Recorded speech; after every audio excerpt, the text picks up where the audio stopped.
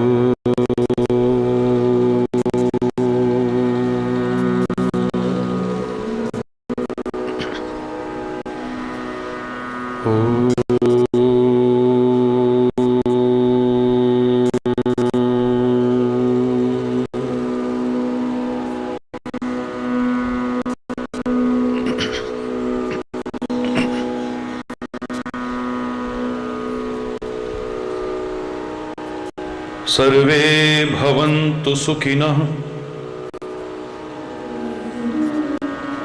सर्वे सन्तु निरामया, सर्वे भद्राणि पश्यन्तु मा कश्चित् दुःखभाग् भवेत्।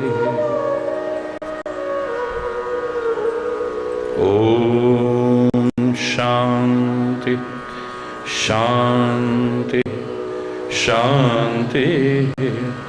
ओ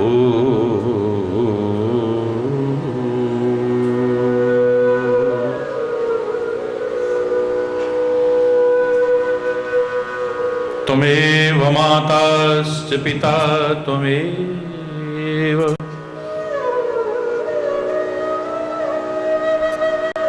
त्वमेव बन्धुश्च सखा त्वमेव, त्वमेव विद्या द्रविणो त्वमेव, त्वमेव सर्वं मम देव देव।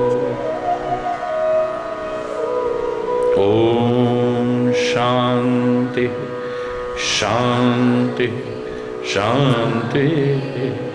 ओ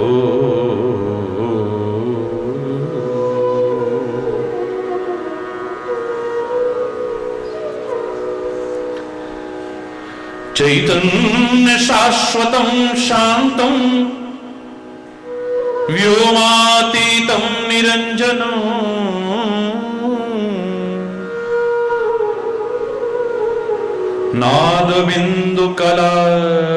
नादबिन्दुकलातीतं तस्मै श्री गुरुवे नमः, तस्मै श्री गुरुवे नमः। ओम शांति शांति शांति। ओ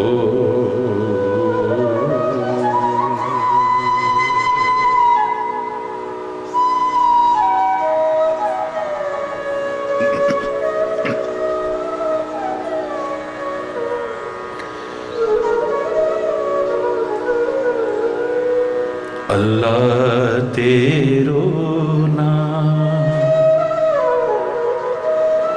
ईश्वर तेरो नाम,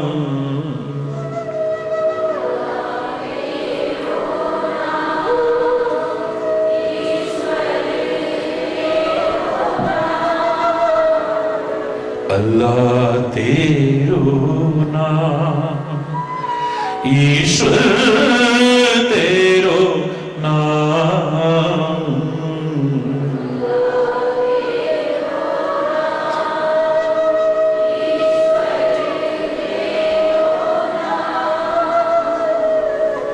सबको सन्मति दे भगवान सबको सन्मति दे भगवान। अल्लाह तेरो नाम, ईश्वर तेरो नाम, अल्लाह तेरो।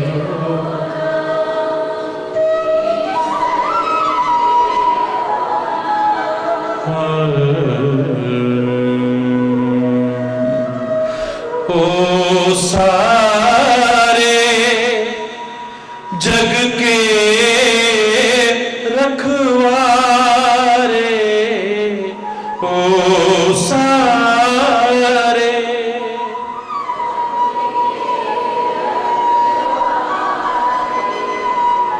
ओ सारे जग के रखवारे,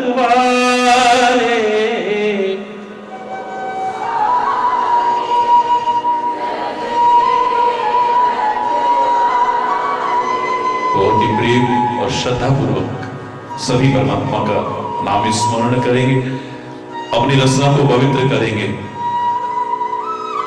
और जीवन के इन अमूल्य क्षणों का सदुपयोग करेंगे। अल्लाह तेरो नाम, ईश्वर तेरो नाम,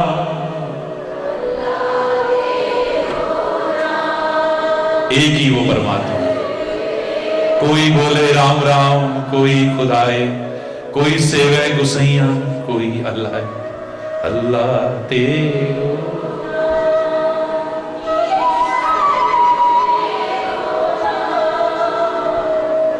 सबको सन्मति दे भगवान।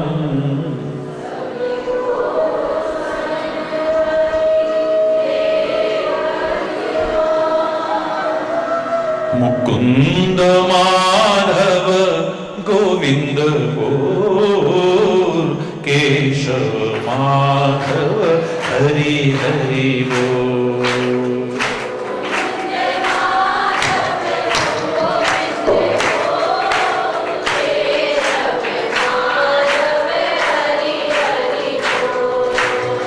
मुकुंद माधव गोविंद बोल, केशव माधव हरि हरि बोल।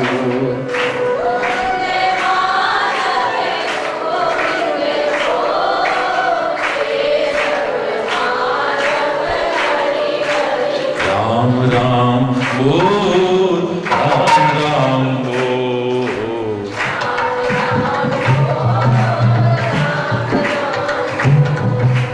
राम राम बोल, राम राम बोल, राम राम बोल, राम राम बोल।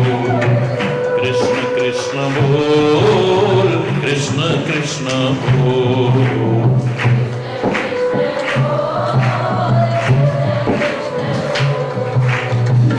शिव शिव बोल, शिव शिव बोल, शिव।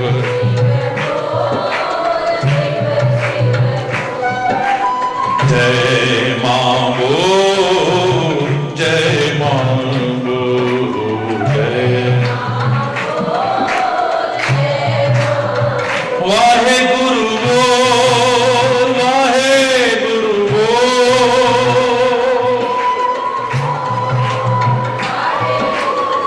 वाहे गुरु बोल, वाहे गुरु बोल।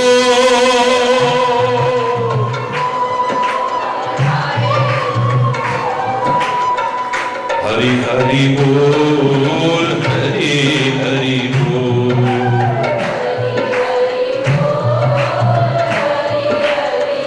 हरि हरि बोल, हरि हरि बोल।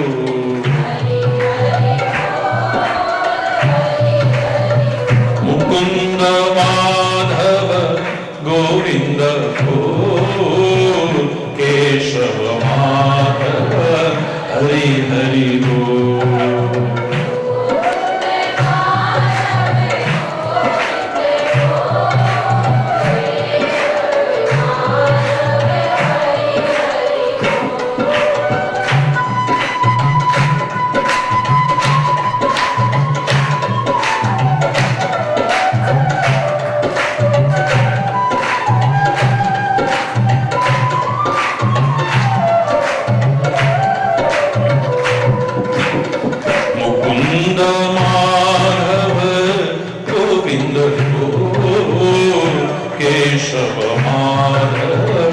हरि हरि बोल।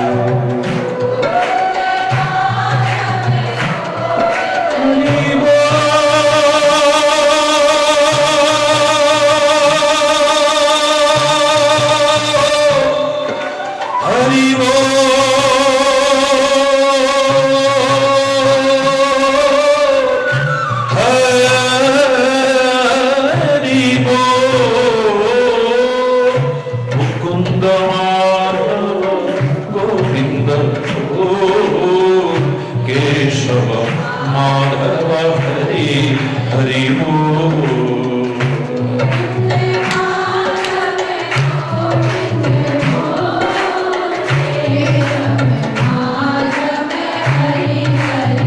राम राम बोल, राम राम बोल।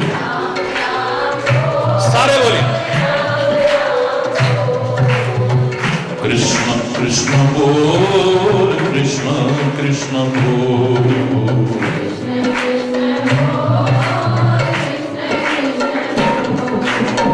शिव शिव बोल, शिव शिव बोल।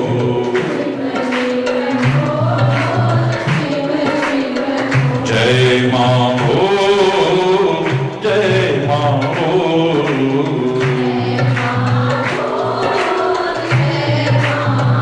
वाहे गुरु बोल, वाहे गुरु बोल।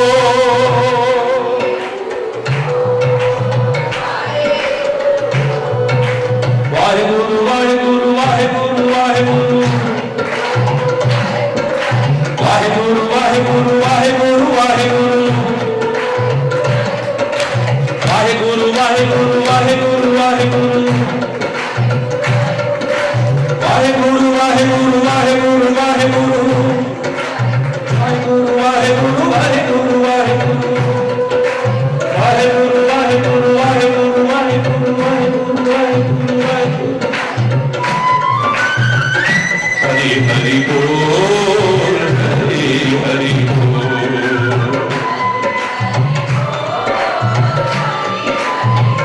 मुकुंद माधव गोविंद बोल, केशव माधव हरि हरि बोल।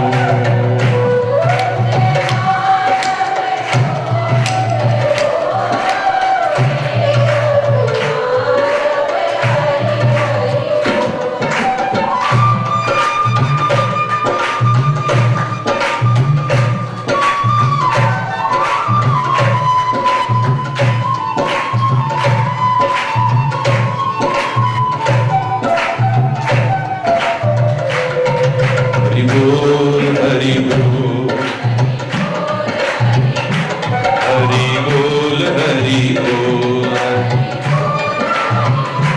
हरि बोल, हरि बोल। हरि बोल, हरि बोल। हरि बोल, हरि बोल। हरि बोल, हरि बोल। हरि बोल, हरि बोल। हरि बोल, हरि बोल। हरि बोल, हरि बोल। हरि बोल, हरि बोल। हरि बोल, हरि बोल। हरि बोल, हरि बोल।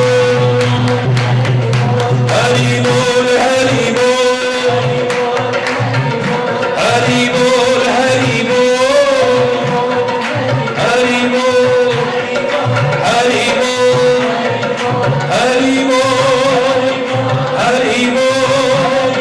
हरि बोल, हरि बोल। हरि बोल।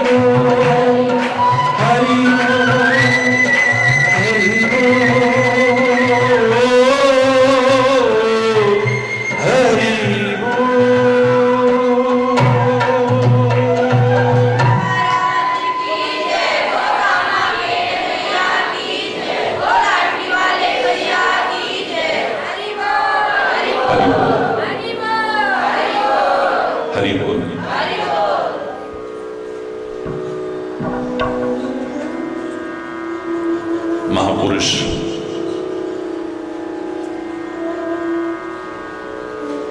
जो भी करते हैं वो एक राह बन जाती है।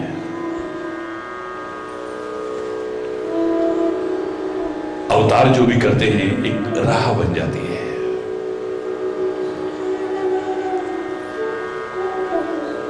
जिसका अनुसरण और अनुगमन करके लोग अपने कल्याण का पथ प्रशस्त करते हैं।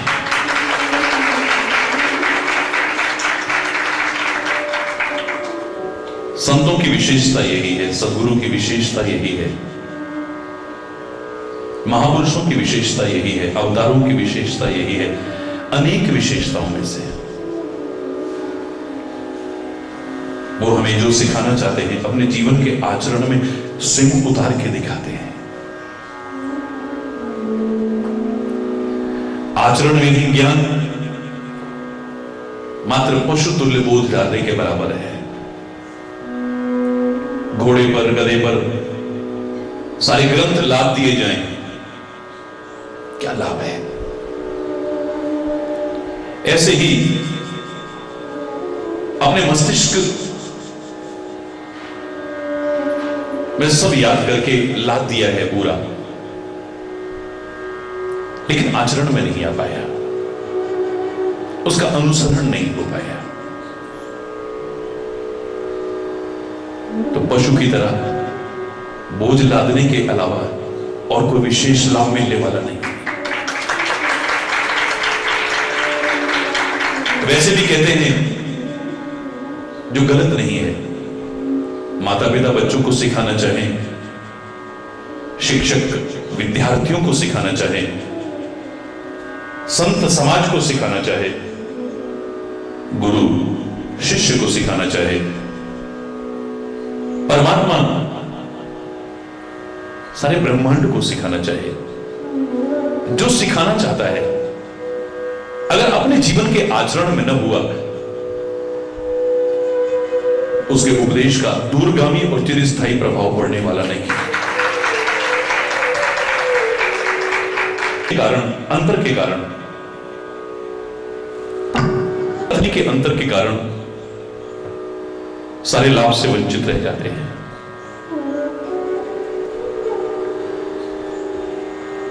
मर्यादा पुरुषोत्तम श्री राम का चरित्र जन जन के लिए अनुकरणीय अनुसरणीय क्यों है? यहां कदम कदम पर सीमाएं हैं, मर्यादाएं हैं, और मर्यादा विहीन जीवन न अपने लिए कल्याणकारी हो सकता है न दूसरों के लिए। याद करो मैंने क्या कहा था, नदियां जब तक अपनी सीमा और मर्यादा में हैं, अपने किनारे लोगों को जीवन देती हैं, प्राण देती हैं, जल देती हैं, अन्न देती हैं, धान देती हैं, सब कुछ देती हैं। लेकिन जब कभी बाढ़ आ जाती है, वो नदियां सामान्य नदी तो क्या, देव नदी गंगा जी भी क्यों ना हो, बाढ़ आने के कारण अपनी सीमा और मर्यादा को जब लांघ जाती है, अपने किनारे के लोगों को जो जीवन देती थी, प्राण देती थी, उनकी जान लेने वाली बन जाती है।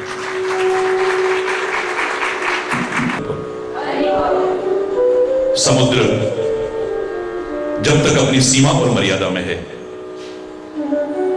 सारे विश्व का भला कर रहा है। परमात्मा ना करे कभी सागर अपनी सीमा को लांघ जाए। कुछ सेकंड के लिए लांघा था सुनामी आने पर। हमारा भारतवर्ष भी उस त्रासदी को झेल चुका है, विश्व के अनेक देशों ने उस त्रासदी को झेला, और अभी पीछे जापान में जो हुआ है, अभी तक लोग उबर नहीं पाए हैं। कितनी गोदियां उजड़ गई, कितनी मांगें सूनी हो गई, कितने बच्चे अनाथ हो गए, कितनी बहनें राखी के दिन अपने भाई की याद में रोती बिलखती देखी गई। चंद सेकंड के लिए, चंद सेकंड के लिए सागर ने अपनी सीमा और मर्यादा को लांघा। विनाश ही विनाश है, भगवान ना करे कभी सागर अपनी सीमा और मर्यादा को लांघ जाए, कल्पना करके ही सिहरन पैदा होती है, क्या होगा।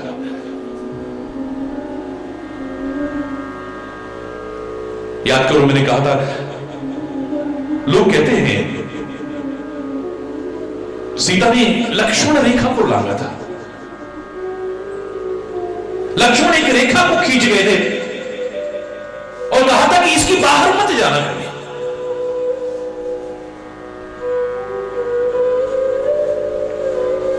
वो तो माया सीता है,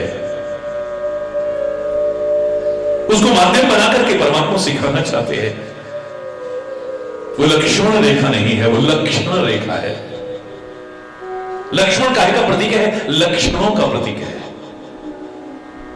लक्ष्मण का जब नामकरण किया गया था, गुरु वशिष्ठ ने यही कहा था, लक्ष्मण धाम राम प्रिय, सकल जगत आधार, गुरु वशिष्ठ ते ही राखा लक्ष्मण नाम।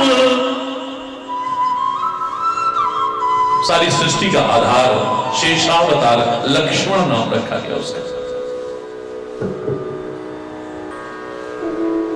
लक्ष्मण धाम, काहे का धाम है वो? लक्ष्मणों का धाम है।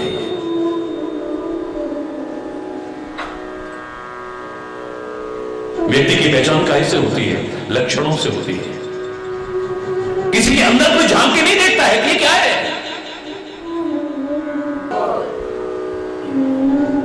आदमी की पहचान काहे से होती है? उसके लक्षणों से। अंदर झांक के कौन देखता है? किसी के माथे पर नहीं लिखा है कि अच्छा आदमी है या बुरा आदमी है। आपने नामकरण भी कर दिया है, ये सुलक्षण है, ये कुलक्षणी है, ये कुलक्षण है। इसके अच्छे लक्षण नहीं है, इसके बहुत अच्छे लक्षण है। ये लक्ष्मण रेखा नहीं है, लक्षण रेखा है, ये सीमा रेखा है, ये मर्यादा रेखा है। इसे जो भी लांघता है, चाहे वो सीता हो या कोई भी क्यों ना हो, वही मुसीबत में पड़ता है। याद रखना, अपनी सीमा रेखा को लांघना, अपनी मर्यादा रेखा को लांघना, समझो कि मुसीबतों को आमंत्रित करना है। क्या आपकी सीमाएं हैं? लिमिट्स को कभी क्रॉस मत करो। हरि बोलना। वो असीम होते हुए भी अपनी सीमा में रहता है। हरि बोलना। साकार रूप में आकर के हमको सिखाने के लिए ना, बाल्यावस्था से ही जो खेलने की उम्र होती है, अगर वो खेला भी है तो खेलते खेलते भी बहुत कुछ सिखा दिया है। कन्हैया का आपने कितना विस्तार से सुना। 6 वर्ष की अवस्था तक ब्रज में रहे, 6 वर्ष की अवस्था तक।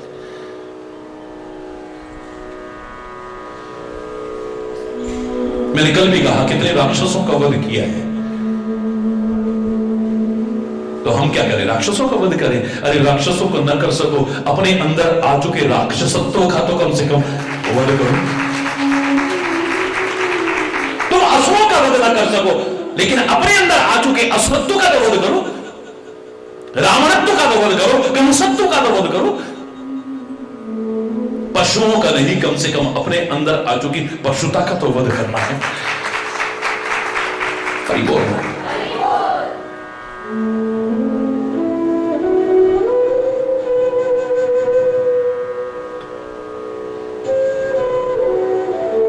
क्या क्या कहूं मैं कृष्ण कन्हैया का बालपन, यारो सुनो ये ब्रज के बसैया का बालपन। क्या बात, उसका बालपन का एक छोटे से बच्चे के अंदर कहां से इतनी समझ आ गई।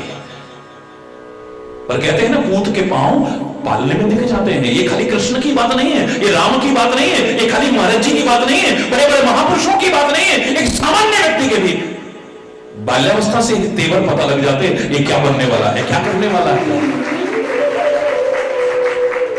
वो विलक्षणता, वो अद्भुतता, वो अलौकिकता प्रारंभ से ही नजर आने लग जाती है। हरि बोलना। इतनी छोटी अवस्था में यमुना प्रदूषित हो चुकी है, ये भाव आज इतने सालों में अभी तक लोगों के मन में नहीं आया। प्रदूषण मुक्त करने के लिए अरबों खरबों लोग खा गए, फिर भी आचरण करने योग्य तक नहीं छोड़ा है उसको।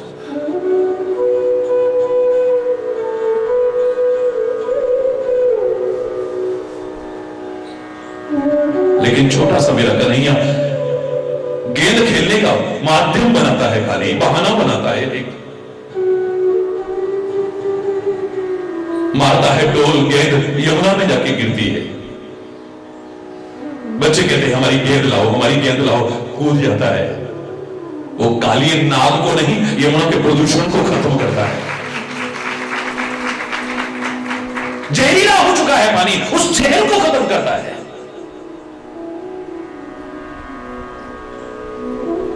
पर्यावरण के संरक्षण के लिए कितना महान चिंतन मैंने कल विस्तार से आपसे कहा।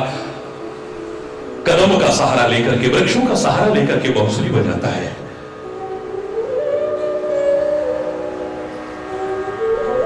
जो मुझसे प्यार करते हैं ना, मेरे चाहने वाले हैं ना, इसी बहाने पेड़ को काटेंगे नहीं। कन्हैया ने इसका सहारा लिया है, कन्हैया ने इसे छुआ है, कन्हैया ने इस पर विहार किया है।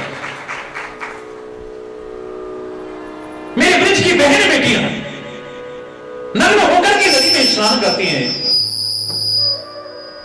नग्न होकर के सरोवर में स्नान करती हैं। वानर है इस ब्रज भूमि में, कभी वानर अगर वस्त्र उठा के लेंगे तो क्या होगा? राक्षस है यहां पर, अगर कभी राक्षस वस्त्र उठा करके लेंगे तो क्या होगा? छोटे से बच्चे के मन में कोई विकार नहीं है। आज के बच्चे में हो सकता है टेलीविजन की अश्लीलता और भूलपन देख करके, आज के माहौल को लेकर के छोटे से बच्चे के मन में गलत विचार आ सकते हैं, लेकिन उस समय नहीं।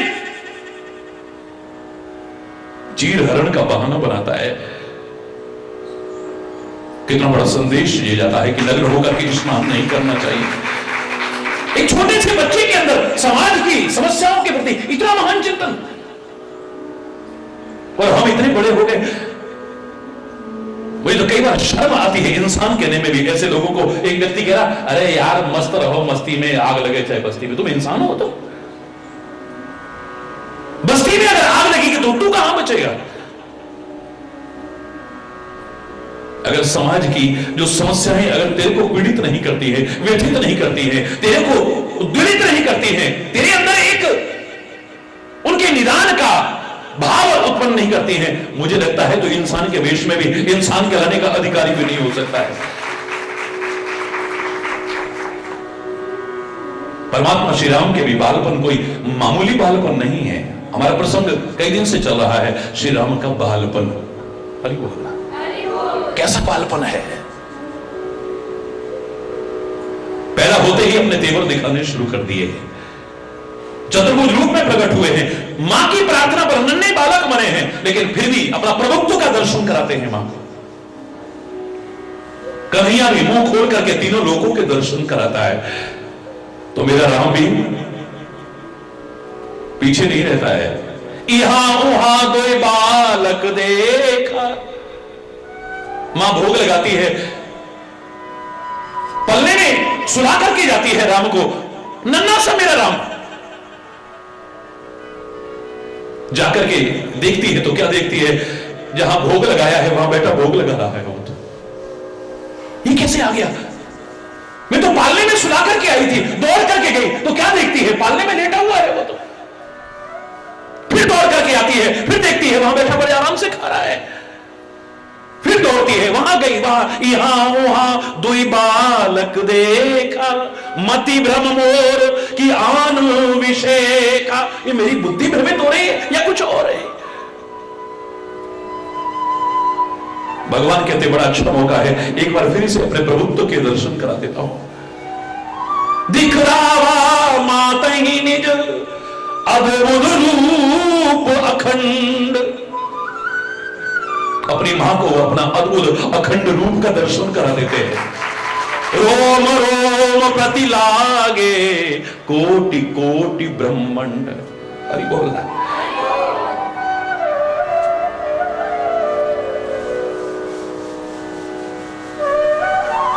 तभी तो कहते हैं यह है बालपन। आज बच्चों में बालपन है ही नहीं। बचपना तो जैसे खो गया है। वो गलत नहीं कहा किसी गजल गाने वाले ने, ये दौलत भी ले लो, ये शोहरत भी ले लो, चाहे मुझसे ले लो ये मेरी जवानी, और मेरा बचपन लौटा दो, वो कागज की कश्ती, वो बारिश का पानी, वो लौटा दो मुझे। मैं कागज की छोटी छोटी जो कश्तियां बनाया करता था, पानी में तैराया करता था, ऐसे एक रॉकेट सा बनाया करता था, उड़ाया करता था, वो सब खो गया है। अभी होश नहीं संभाला है, इतना बड़ा बस्ता लाद दिया गया है, पढ़ाई का इतना भार डाल दिया गया उस पर। स्कूल जाता है, वापस आते हुए ट्यूशन पर चला जाता है, फिर ये करता, बच्चा बचपना खो गया है, खो गया है बचपना कहीं। वो बाल सुलभ चंचलता, चपलता नजर ही नहीं आ रही है। जिसको देखो, महाराज जी हमारे बच्चे बड़े चंचल है। अरे बच्चा नहीं चंचल होगा तो बुढ़ा चंचल होगा, लेकिन चंचलता स्वाभाविक होनी चाहिए, बाल सुलभ चपलता होनी चाहिए, बाल सुलभ, जहां कोई विकार ना हो, कहीं गंदगी ना हो, कहीं दोष ना हो, कहीं बुराई ना हो, जहां पर कहीं विकृति ना हो, जहां पर कहीं भेदभाव ना हो, जहां पर मन में गांठें ना हो, जहां पर हरि बोल रहा है, झूठ कपट पाखंड ना हो, जहां पर बच्चे मन के सच्चे, सारी जग की आंख के तारे, ये वो नन्हे फूल हैं जो भगवान को भी लगते प्यारे। कोई गांठ नहीं है, इसने तब हमसे कहा, तब इसने ऐसा कहा, जिंदगी भर रोते रहे हम। ये खुद रूठे खुद मन जाए, फिर हम जोली बन जाए। झगड़ा जिसके साथ करे, अगले ही पल फिर बात करे, कुछ नहीं है वहां। बाल चरित हरि चरित सुहाए, जो हमारा प्रसंग चला है इस चौपाई में, 15 दिन से चल रहा है। बाल चरित हरि चरित सुहाए, परमात्मा श्री हरि के जो बाल चरित्र हैं बड़े सरल हैं और स्वाभाविक हैं, सुहावने बड़े। वेद जिसकी महिमा को गाए, ग्रंथ जिसकी महिमा को गाए, शेष जिसकी महिमा को गाए, सरस्वती जिसकी महिमा को गाए, ऋषि मुनि जिसकी महिमा को गाए, वो कैसा बालपन होगा, कैसा बालपन होगा।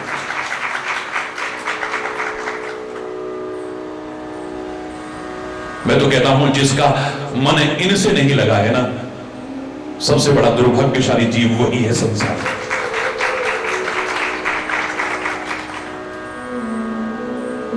कुमारावस्था हुई, यज्ञोपवीत संस्कार हुआ, गुरु ग्रह पढ़ने गए हैं, बहुत अल्प काल में सारी विद्या पाली है। जाकी सहज श्वास श्रुति चारी, सो हरि पढ़ यह कौतुक भारी। श्वास मात्र से जिसके चारों वेदों का निरंतर उच्चारण चल रहा है, वो गुरुदेव के चरणों में विनम्र होकर के, समर्पित भाव से बैठ करके विद्या अध्ययन कर रहा है। कौतुक सा नजर आता है, लेकिन दुनिया के लिए प्रेरणा का स्रोत बन गया है।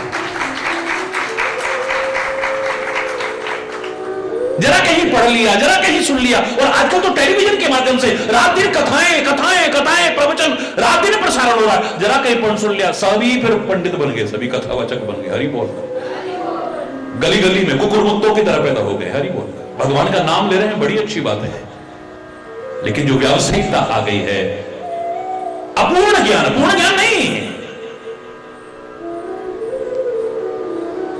गायन करने के लिए बाद में कहा है, भक्ति क्रम में चौथी भक्ति कही है, गायन करना कथा का। पहले क्या कहा है? गुरुपद पंकज सेवा, बोलो।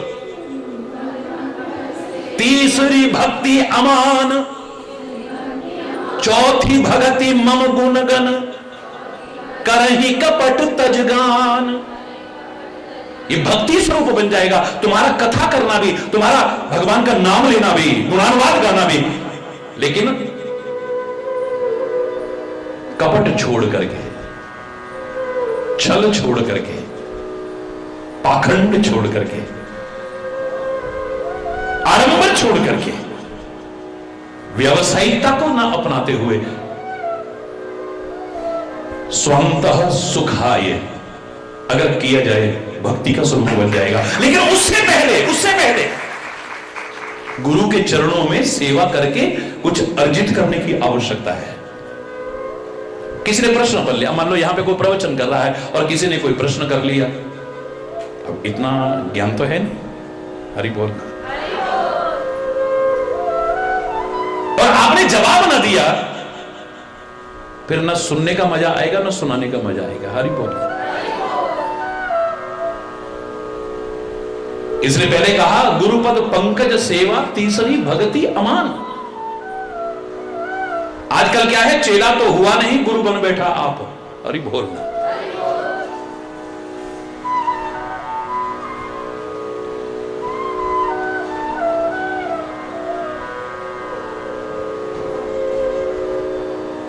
वेद गा रहे हैं, ग्रंथ गा रहे हैं जिसकी महिमा, वो गुरुदेव के चरणों में विनम्रता पूर्वक बैठ करके विद्या अध्ययन कर रहा है। उसने कभी नहीं कहा ये क्या सिखाओगे, तो सब मैं जानता हूं, मुझे क्या बताओगे। विश्वामित्र के लिए तो तुलसी बड़े अच्छे शब्दों का इस्तेमाल करते हैं, विद्या निधि कहूं विद्या दीनी, विद्या निधि कहूं, और क्या पहचान करके, विश्वामित्र प्रभु ने जिए चीनी। विश्वामित्र ने पहचाना ये तो परमात्मा है साक्षात, विद्या के भंडार को विद्या प्रदान कर रखा। वाह वाह। एक बार भी कहा उन्होंने, मुझे क्या सिखाओगे तुम, हरि बोलना। जरा जरा सा पढ़ सुन करके हम हरि बोलना।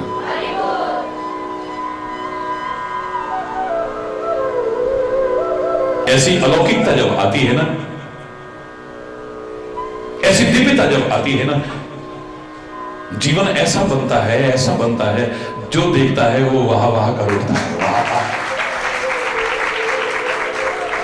विद्या आपने अर्जित की है या नहीं, मैंने कल भी आपसे कहा, बहुत विस्तार से कहा है कल,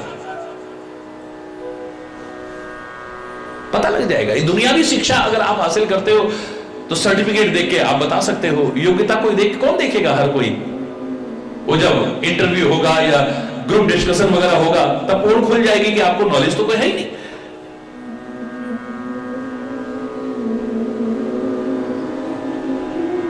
लेकिन आपने शिक्षा हासिल की है, इसका प्रमाण पत्र मिल जाएगा आपको।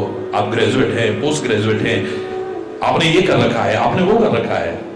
लेकिन जिसे सच्चे अर्थों में विद्या कहा जाता है, उसमें कई बार ऐसे भी लोग आ जाते हैं जिन्होंने चाहे संसार की कोई डिग्री हासिल ना की हो, लेकिन बड़े बड़े डिग्री वाले भी उन पर रिसर्च कर रहे हैं। मसीका गद छू नहीं, कलम गही ना हाथ, कबीर जैसा,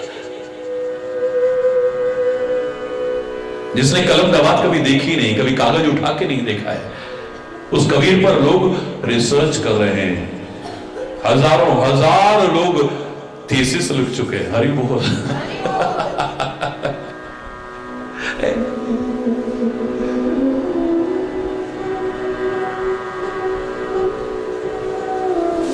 जो सच्चे अर्थों में विद्या कहलाती है, विद्या जिसे कहा जा सके, उसकी कैसे पहचान होगी? मुझे सबसे बड़ी पहचान है विद्या का जो फल है, विनय, विनम्रता, वो आपके अंदर आ जाएगी। विद्या ददाति विनयम, विद्या विनय प्रदान करती है।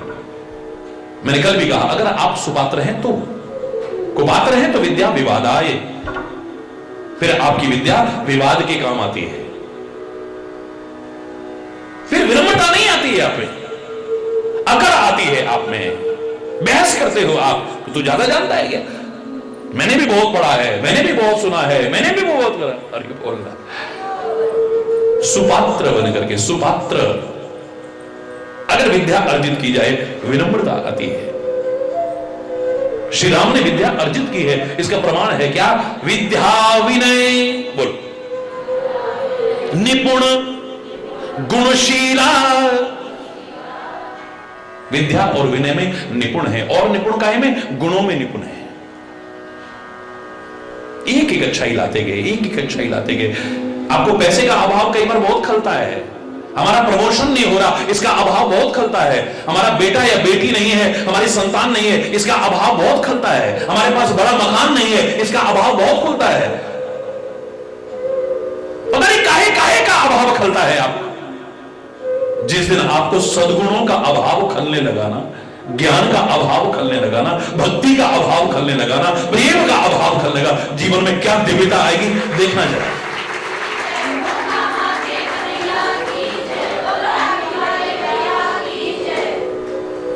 धन से गुण नहीं आते हैं, लेकिन गुणों से धन। आपके अंदर गुण है ना, तो बड़े बड़े धनपति भी पैरों में आके गिरेंगे। हरि बोल, हरि बोल, जोर से बोलो ना।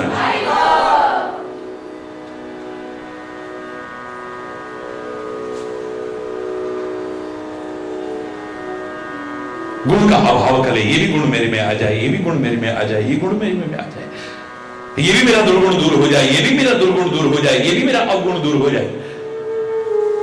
खाली हम यही ना गाते रह जाएं, प्रभु मोरे अवगुण चित्त न करो। हमारे जो अवगुण है ना, परमात्मा उनको ध्यान में मतलब क्यों ना लाएंगे ध्यान में। पहले जो हो चुके हैं, ये प्रार्थना उसके लिए है। अनजाने में जो हो गए, ये प्रार्थना उसके लिए है। आप जानबूझ करके अवगुण लाएं और फिर कहें प्रभु मोरे अवगुण चित्त ना धरो, प्रभु जी मोरे अवगुण चित्त ना। मुझे नहीं लगता कि वो चित्त नहीं लाएगा। वही बोलना, इसका भाव क्या था? परमपिता परमात्मा, हे मेरे सदगुरु, जो पहले मुझसे गलतियां हो चुकी हैं, मैं क्षमा याचना चाहता हूं। चाहे जाने में हो गई है या अनजाने में हो गई है, मैं क्षमा चाहता हूं। आगे से मैं जानबूझ करके तो नहीं करूंगा, लेकिन अनजाने में भी मुझसे कोई न हो, मेरे ऐसा विवेक को जागृत रखिएगा, अनजाने में भी मुझसे न हो जाए।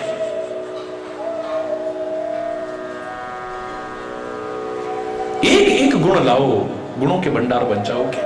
सिमट सिमट जल बरई तलावा, जिमी सदगुण सज्जन में ही आवा। खाली से खाली तालाब भी सिमट सिमट करके जल आए, तालाब लबालब भर जाते हैं। एकदम से नहीं भरता है पानी, एक साथ नहीं भरता है, थोड़ा थोड़ा आते आते आते आते आते भी बड़े बड़े तालाब भर जाते हैं। ऐसे एक एक गुण लाते लाते भी एक दिन तुम गुणों के भंडार बन जाओगे। और मैंने आपसे कहा, जब एक सद्गुण आप अपने अंदर लाते हैं तो उसके अनेक सहयोगी सद्गुण आपके अंदर अपने आप आते हैं। और एक बुराई लाते हो तो कई बुराइयां अपने आप आती हैं। चारपाई का एक सिरा खींचो, तीन साथ में अपने आप आते हैं। बोलना, जोर से बोलना। विद्या विनय निपुण गुणशीला, गुणों में भी निपुण है और शील में भी निपुण है। विनम्रता है, सहजता है, सरलता है, स्वाभाविकता है और स्वभाव है अपना एक। उमा राम स्वभाव जिहि जाना, ताहि भजन तज भाव न आना। ऐसा स्वभाव है जिसको अगर किसी ने भी जान लिया, उसी का ही होकर के रह गया। कदम कदम पर उसकी कृपा का अनुभव होता है। उसके हर विधान को फिर आदमी मंगलकारी समझने लग जाता है। इसमें भी मेरी भलाई है, इसमें भी मेरी भलाई है। चाहे उसकी कठोरता है तो भी मेरी भलाई है, उसकी कोमलता है तो भी मेरी भलाई है, उसका मार है तो भी मेरी भलाई, उसका प्यार है तो भी मेरी भलाई। भलाई के अलावा कुछ है नहीं। एक डॉक्टर अगर मीठी गोली देता है तो समझदार व्यक्ति कहता है इसमें भी मेरी भलाई है। कड़वी गोली दे तू, बोलो ना, तो भी मेरी भलाई है। चीरा लगाएगा तो, बोलो ना, तो भी मेरी भलाई है। ऑपरेशन करके फाड़ेगा तो भी मेरी भलाई है। और जहर आगे फैलने लगे, महत्वपूर्ण से महत्वपूर्ण अंग तक को काट के फेंक देते हैं, लेकिन उसमें भी कोई दुश्मनी नहीं, हमारी भलाई ही छुपी हुई है।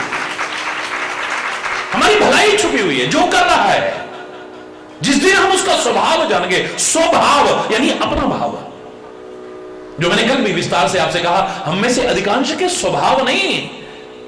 हमसे कोई प्यार से बोल लिया, स्वभाव कुछ और है, जरा गुस्से में बोला तो सारी पोल खुल जाएगी। अरे बोलना, जोर से बोलो ना। हमारा किसी ने सम्मान कर दिया, स्वभाव कुछ और है, जरा निरादर कर दिया तो फिर तो हरि बोल, जोर से बोलो ना। हमारे मन के अनुकूल हो गया, बड़ा अच्छा स्वभाव है, जरा मन के प्रतिकूल हुआ तो इसे स्वभाव नहीं कहते। जो किसी के भाव से बदलता हो वो स्वमने अपना, वो स्वभाव नहीं है। स्वभाव वो है तो सामने वाला चाहे जो करे लेकिन मेरा भाव परिवर्तित ना हो, उसे स्वभाव कहते हैं। स्वमने अपना भाव, जो किसी के भाव से परिवर्तित ना हो। कबीरा खड़ा बाजार में सबकी मांगे खैर, ना काहू सो दोस्ती ना काहू सो वैर। बीच बाजार में खड़ा हुआ है कबीर, दोनों हाथ फैला के कहता है, ऐ मेरे परमपिता परमात्मा, सबके लिए खैर मांग रहा हूं, सबका भला हो, सबका भला हो। नानक नाम चढ़दी कला, तेरे पाने सर्वत्र दा भला। जो भला करे उसका भी भला, जो बुरा करे या बुरा चाहे उसका भी भला हो। इसको कहते स्वभाव। बुरा चाहने वाले का भी जो अच्छा चाहे, बुरा करने वाले का भी जो अच्छा चाहे, शत्रुता रखने वाले के प्रति भी मैत्री भाव रखता हो, करुणा रखता हो, वात्सल्य रखता हो, कृपा का भाव रखता हो, क्षमा का भाव रखता हो, उदारता रखता हो, उसी को संत कह सकते हैं, किसी और को नहीं, क्योंकि उसका स्वभाव है। स्वभाव की विशेषता कैसे है? जैसे गुलाब का पुष्प है, वाह, गुलाब के पुष्प को जब तुम तोड़ते हो, अपनी हरकत को देखो, कभी एक हथेली उसको डाली से तोड़ती है और एक हथेली उससे सहारा देती है। यही तो करते हो ना जब आप पुष्प चुनते हो, चाहे वो चमेली का हो या चंपा का हो या गुलाब का हो या किसी भी चीज का हो, आप क्या करते हो? एक हथेली से तोड़ते हो, दूसरी में हाथ में रखो, या टोकरी है या थैला है, जो भी जिस चीज में, ऐसे करके एक सहारा देता है, एक उसे उजाड़ता है उसके घर से, एक हाथ। लेकिन जब दोनों हथेलियों को ऐसे करके अंजलि बनाकर, इसे क्या कहते हैं? अंजलि। जब अंजलि में वो पुष्प रखे गए, पुष्प ने नहीं कहा इसने मुझे उजाड़ा था, इसको खुशबू न दूं, और इसने ऐसे आड़े वक्त में मुझे सहारा दिया था, इसको ज्यादा खुशबू दो। वो दोनों को समान सुगंधी देती। अंजलि स्थानी पुष्पानी वासयन्ते करद्वयम्। जैसे अंजलि में रखे हुए पुष्प दोनों हथेलियों को समान सुगंधी देते हैं, ऐसे ही चाहे बुरा चाहे कोई, अच्छा चाहे बुरा करे या अच्छा करे, सबके लिए भला चाहे, ये स्वभाव। तुम्हारे भाव से जो परिवर्तित ना हो, चंदन का स्वभाव है। चंदन का स्वभाव कह सकते हैं, चंदन को आप बड़े प्यार से सूंघो तब भी खुशबू देता है, गुस्से में सूंघो तब भी खुशबू देता है, आलस्य में तब भी खुशबू देता है, उसे घिस डालो तो रगड़ डालो फिर भी खुशबू देता है, कुल्हाड़ी से टुकड़े टुकड़े कर दो फिर भी खुशबू देता है, यहां तक कि आग में जला के खाक कर देना फिर भी खुशबू फैलाएगा। इसको स्वभाव कहते हैं। बिच्छू को बड़े प्यार से पकड़ो तब भी डंक मारेगा, गुस्से में पकड़ो तब भी डंक मारेगा, धोखे से पैर पड़ गया तब भी डंक मारेगा। उसका स्वभाव है, वो सर्प का स्वभाव है, दुष्ट का स्वभाव है। परमात्मा से विमुख व्यक्ति अपना स्वभाव है और परिपक्व स्वभाव है, तुम उसे बदल नहीं सकते हो। काहे को उसके साथ बहस कर रहा? हम सोचते हैं उसके मन में भी जरा श्रद्धा आ जाए, अरे तू अपनी श्रद्धा मत खो बैठना कहीं। हम सोचते हैं वो भी सुधर जाए, उसे सुधारते सुधारते तू मत बिगड़ जाना कभी। महापुरुषों ने कहा था, तजोरे मन हरि विमुखन को संग, तजोरे मन हरि विमुखन को संग, तजोरे मन हरि विमुखन को संग। जिनके संग कुमति उपजत है, परत भजन में भंग। जिनके संग कुमति उपजत है, परत भजन में भंग, परत भजन में भंग।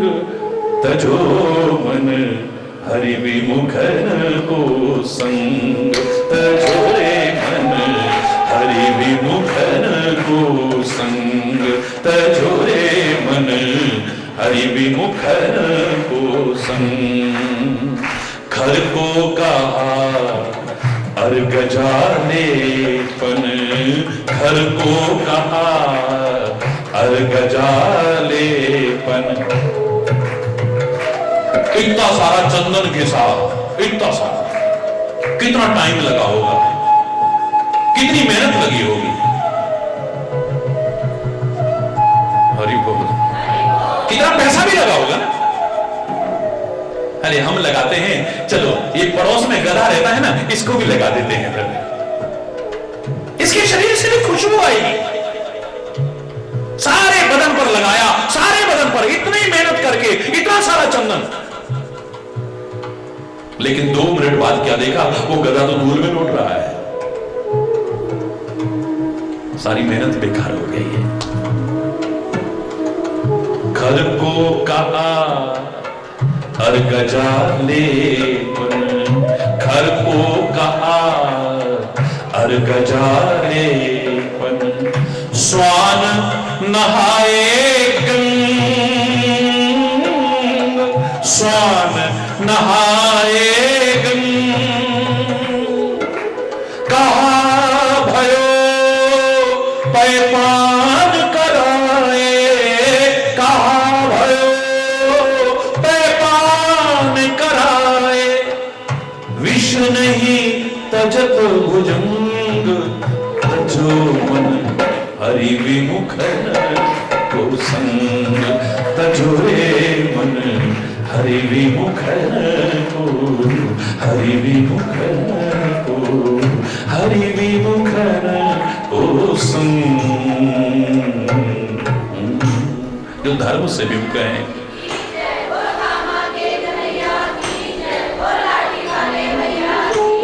जो धर्म से विमुख हैं, सत्य से विमुख हैं, परमात्मा से विमुख हैं, सद्गुरु से विमुख हैं, साथ छोड़ने में भलाई है। उनको सुधारते सुधारते कहीं तो मत बिगड़ जाना।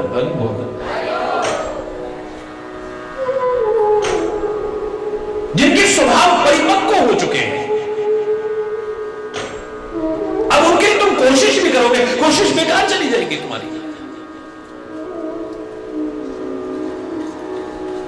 मैं ही कहा करता हूं कि हुई कोशिश कभी बेकार नहीं होती, लेकिन ये कोशिशें निरर्थक चली जाती हैं, बेकार जाती हैं। अब बात सुनो, नीम अगर कड़वी है, आप उसमें बिल्कुल चाशनी बना करके सिंचाई करने लग जाओ, चीनी के इंजेक्शन भी लगाने लग जाओ, नीम कभी मीठी होने वाली नहीं है। हरि बोल। कितनी खाने पीने की चीजों में मिलावट करते हैं, कैसे कैसे इंजेक्शन, सुन सुन करके ही बड़ा विचित्र सा लगता है। लेकिन करेले में आप कितने भी लगाओ, वो कड़वा ही रहेगा। हरि बोल। कड़वी तुम भी को चाहे आप सारे तीर्थों पर स्नान करा के ले आओ, वो कड़वा ही रहेगा। एक कौवे को चाहे आप कितना भी सुंदर पकवान रख दो सामने, लेकिन जहां उसको कीड़ा चलता हुआ देखेगा ना, उसी पर मुंह मारेगा। मैंने कहा था ना, एक आम के बगीचे में, एक आम के पेड़ पर, एक शाखा पर मैंने तोते को बैठा देखा, एक कौवे को बैठा देखा, एक गिद्ध को बैठे देखा, एक कबूतर को बैठे देखा। उनको देख करके और उनकी हरकतें देख करके एक इतना दिव्य उदाहरण बन गया। पके पके रसीले मीठे मीठे आम, लेकिन गिद्ध का ध्यान वहां पर नहीं है। हरि बोल। बगल में है रसीले रसीले आम, मीठे मीठे आम है, पके हुए। उसकी दृष्टि भी नहीं जाती है, उसकी नाक भी उसकी तरफ आकर्षित नहीं होती है, ध्यान भी नहीं जाता है वहां पे। हरि बोलना। उस गिद्ध का ध्यान कहां है? 1.5 किलोमीटर दूर एक भैंस मरी पड़ी है, उस पर निगाह है। क्योंकि गिद्ध की दृष्टि अपार, गिद्ध की दृष्टि बहुत दूर तक देख लेती है। उसका ध्यान वहां पर लगा हुआ है। वहीं पर कौवा बैठा हुआ है, एक बार भी आम को चक्के नहीं देखा उसने, वहीं रहता है। उसी शाखा पर एक कीड़ा चल के जा रहा था, उसको पकड़ पकड़ के खा रहा है। हरि बोल।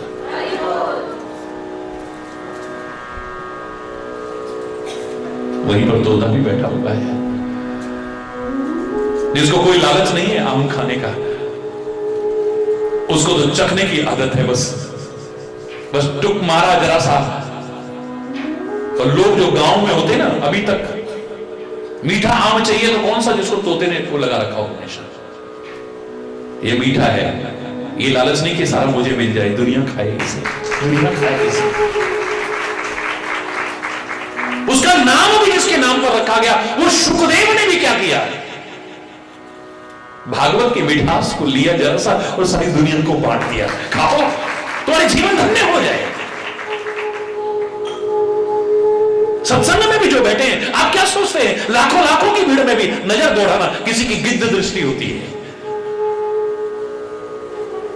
वो वहां बैठ करके भी गंदगी गंदगी गंदगी, दिमाग में भी गंदगी, आंखों में भी गंदगी, कानों में भी गंदगी है।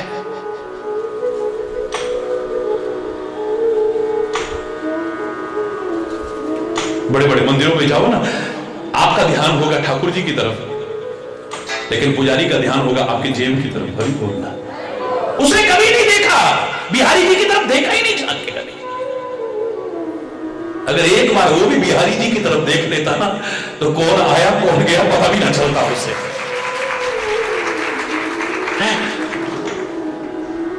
उसने तो ये देखा कि क्या कौन दे सकता है, किसकी जेब से क्या निकाला जा सकता है। हरि बोलना, जोर से बोल। उसकी दृष्टि इसी पर है खाली।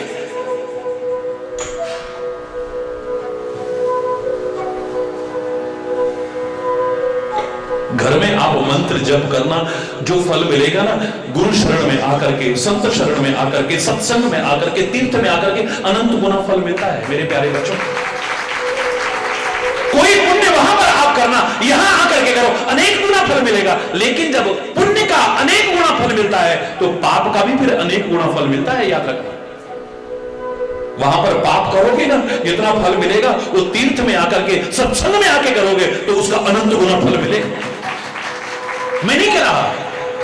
मानस में कितने प्यारे शब्द हैं, रावण के सिर काट रहे हैं राम जी, लेकिन फिर बढ़ जाते हैं, नहीं, फिर काटते हैं फिर बढ़ जाते हैं, काटते हैं फिर बढ़ जाते हैं। वह तुलसी क्या उपमा दी है ऐसे में, काट ही पुनि बाढ़ नए जिमि तीरथ कर पाप।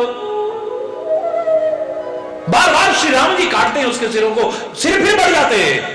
बोले कैसे बढ़ रहे हैं, काटने पर खत्म क्यों नहीं हो रहे हैं? बोले जैसे तीर्थ पर आकर के जो पाप किया जाता है, कितना भी फल भोगने के बाद फिर भी खत्म नहीं होता है। यहां आकर के भी दृष्टि अगर गलत देखती रही, यहां आकर के भी कान गलत सुनते रहे, यहां आकर के भी जबान बकवाद करती रही, यहां आकर के भी मस्तिष्क में गलत चिंतन चलता रहा, यहां आकर के भी हृदय में गलत भाव आए, यहां आकर के भी पैर अगर गलत तरफ जाने को तैयार हुए, तो भगवान बचाए फिर उसका फल भोगने से। हरि बोल, जोर से बोल रहे हैं और जोर से बोल रहे हैं। स्वभाव नजर आना चाहिए, स्वभाव। और मेरा नाम बालमन में ही निपुण गुणशीला, निपुण गुण और शील में, स्वभाव में निपुण है। कैसा है शेष कल आज यहीं पर, अगर कोई गलत शब्द निकला हो उसके लिए क्षमा चाहता हुआ अपनी वाणी को विराम देता हूं। एक बार जोर से बोलेंगे, धर्म की अधर्म का, प्राणियों में विश्व का, गौ माता की, भारत माता की, गंगा माता की, संत समाज की, भारत की देवियों की, भक्त समाज की,